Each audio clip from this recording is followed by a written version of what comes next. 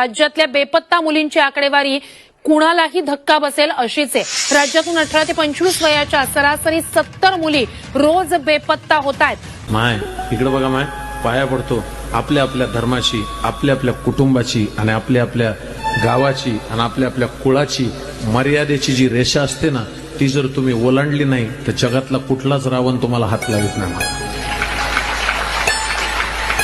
आपल्या आपल्या मर्यादेत राहायचं शिका।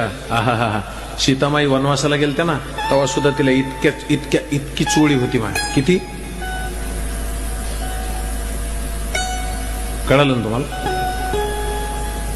मी सांगत असतो एक वाक्य मोठं, स्त्रियांचा वेश असा असला पाहिजे की त्यांच्याकडे बघून दुसऱ्याला ही माझी माय आहे असं वाटलं पाहिजे, ही मादी आहे असं नाही वाटलं पाहिजे। मस्तकावरचं पदर हे तुमचं आभूषण आहे, समजून घ्या। थोडंसं चांगलं जगा, पवित्र जगा। नाही मला थोडं क्वालिफाईड, तोंडाला फडके तर अजिबात बांधू नका, त्या फडक्याचा कधी बुरका होतो सांगता येत नाही। मला एक जण म्हणला, महाराज तुम्ही असं कसं काय बोलू शकता? बोलणार कोणाच्या बापाला भेट नाही महाराज। एक वाक्य मोठं बोलतो, काळीज उघडं ठेवून आहे का माझ्या बहिणी बसलेल्या ज्यांची लग्न झालेली नाही? अरे काय तुम्हाला काय बघून देत नाही बापू? हा, मायन बाप 2-2, 5-5 वर्ष नुसते फिरतात शोध, काय बघत नाहीत? घर बघतात, गाडी बघतात, बंगले बघतात, मामा बघतात, चुलते बघतात, माय बघतात, भाऊ बघतात, त्यांचं खानदान बघतात, त्यांचा वंश बघतात, काय बघत नाहीत? बघतात ना? एवढं बघितलेलं तुम्हाला आवडत नाही, एखाद्या नालायकाच्या सोबत पळून जाता, तुम्हाला लाजा नाहीत वाटत? टाळ्या नाही, आत्मपरीक्षणाचा विषय हा।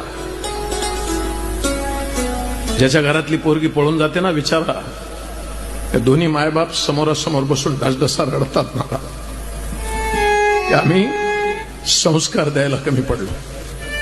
आणि तर बसलेल्या प्रत्येक तरुणाला हिंदूंच्या प्रार्थना आहेत, आपण रामाचे वंशज आहेत, आपण छत्रपती शिवाजी महाराजांचे अनुयायी आहोत।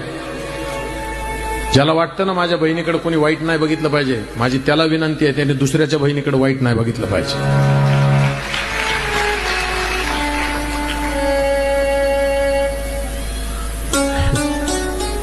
लग्न करायचं म्हणलं तर शासकीय नोकरदार पाहिजे, पळून जायचं म्हणलं तर पंक्चर काढणारा जमतो। लाजा कशा वाटत नाही? मी नाही भेट महाराज कोणाच्या बापाला, इथून नाही बोलायचं तर बोलायचं कुठून? धर्म जागृती जर व्यासपीठ करणार नाही तर मग कोण करणार?